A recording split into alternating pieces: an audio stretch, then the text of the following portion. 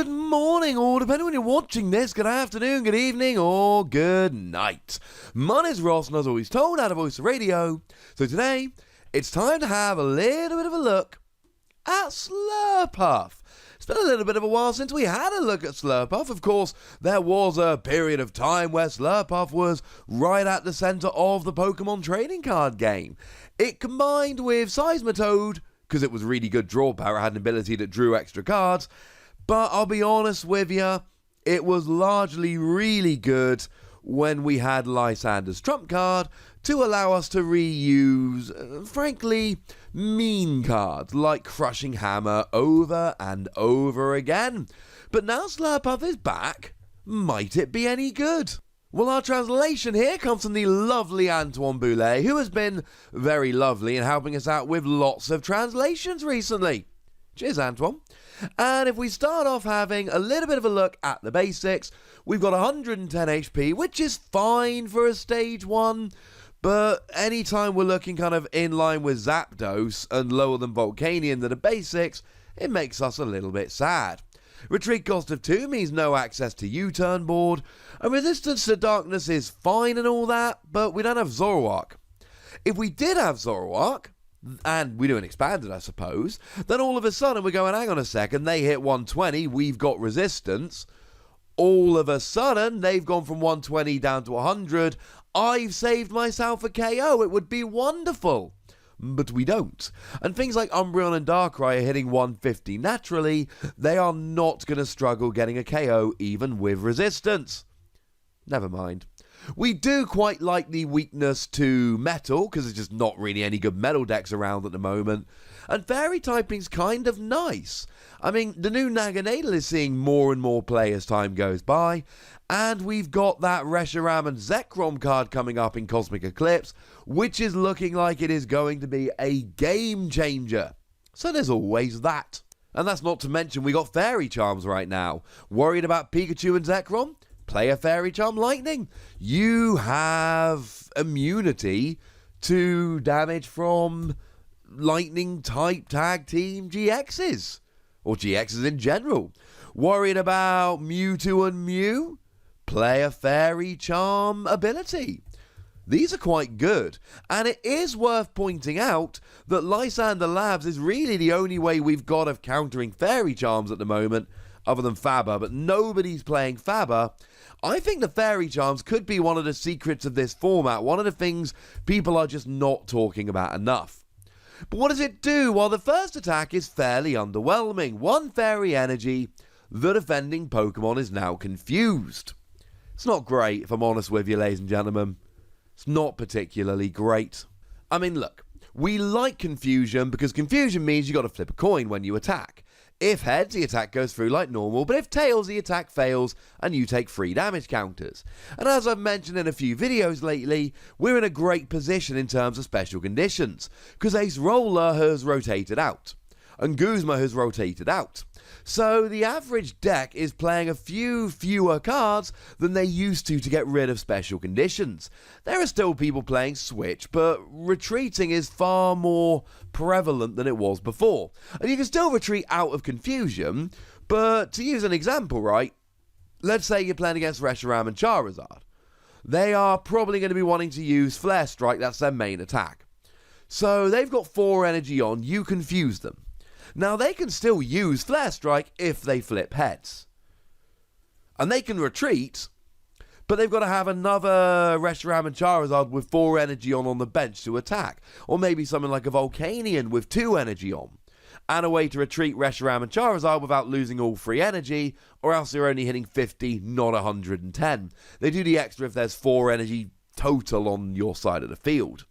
So it gets kind of awkward. It's not perfect, it's fine.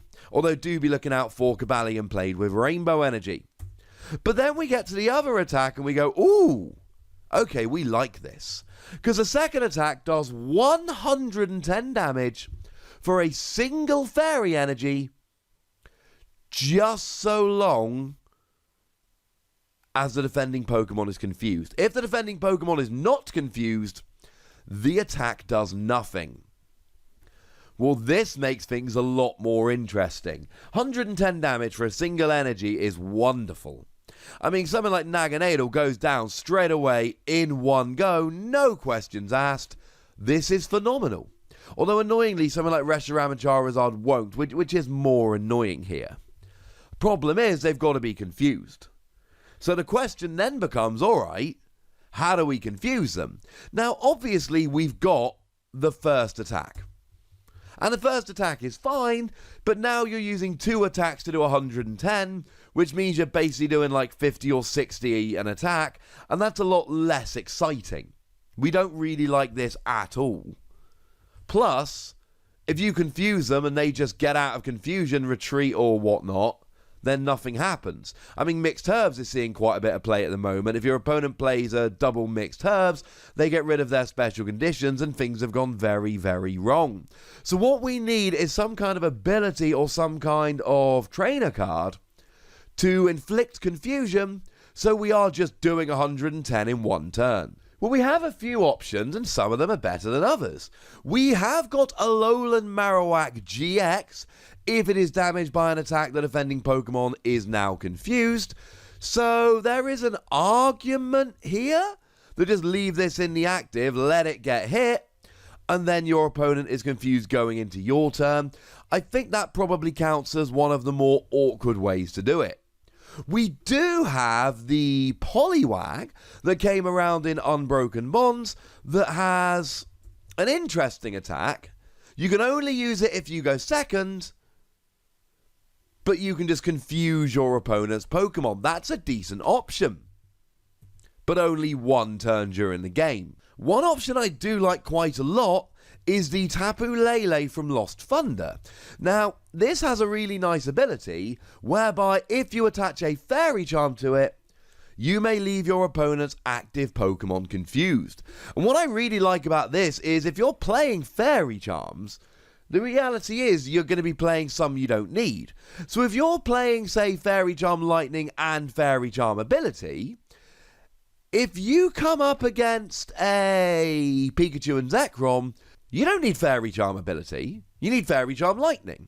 So all of a sudden, Fairy Charm Ability is just kind of sitting out there as, well, a little bit pointless. So what you do is you attach it to Tapu Lele, leave them confused. I really, really like this. Now, if I'm honest with you, probably the best option we've got here is Koga's Trap. Koga's Trap, nice and simple. It's just a supporter card that leaves your opponent's active Pokemon poisoned and confused. So you play it, they're confused, job's a good one. It is your only supporter for the turn, but I think that is a really good option. If you want to go for this, I think that and Tapu Lele are the best things that we've got. Now, it is worth mentioning we do actually have Ear Ringing Bell, which is alright. It's basically the tool equivalent of Alolan Marowak GX's ability. That is to say that if it's attached to a Pokemon and that Pokemon is damaged, you can leave your opponent's active Pokemon confused, which is alright. And I suppose quick shout out here to Vileplume. Now Vileplume is a stage 2. On a coin flip you can choose a special condition with which to inflict your opponent's active Pokemon, which I like, but it's a stage 2 and it is on a coin flip. I think here if you're serious about doing this, Koga's Trap and Tapu Lele got to be the ways to go. This isn't the easiest thing to always get rolling. You've got to plan around it. And 110 isn't the most amount of damage. You'll get something like a Zapdos, but you won't get a Volcanion. You won't get a Buzzwole, for instance. And with weakness, you will get Naganadel, but you won't get Reshiram and Zekrom. I like this. And I love that it's a stage 1 and it's a single energy and it's a single prize Pokemon. And the confusion isn't too difficult to get rolling, but I worry that 110 still isn't perfect. I don't think I'd make a deck around this, but I think if you're playing a fairy deck and you're using fairy charms and you're using stuff like confusion, this fits in beautifully. Having said that, if you want to make a deck around it, you've got fairy charms, you're constantly confusing your Pokemon and you're doing a 110 for a single energy and you're only giving up one prize per KO, this could make a fun little deck. I'm giving it 3 Wassies. The kind of Pokemon you want to leave a couple copies in your binder because you never know, you might want to play it. But I'd like to know what you think, ladies and gentlemen, so let me know in the comment section. Go nuts, be nice. And then make sure you like this video, subscribe to this channel, follow me on Twitter at The Wassy, and Twitch for some live action at twitch.tv/PTCGRadio. If you want to support the channel, get some bonus podcasts and all that, head on over to patreon.com/PTCGRadio, where you can do exactly that. And please do make sure you're checking out youtube.com/WassyPlays, where we talk about a whole bunch of games that don't even have any Pokemon in. But by far the most important thing, as always, look after yourselves till next time. Thank you very much for watching. My name's Ross, and you've been watching PTCG Radio.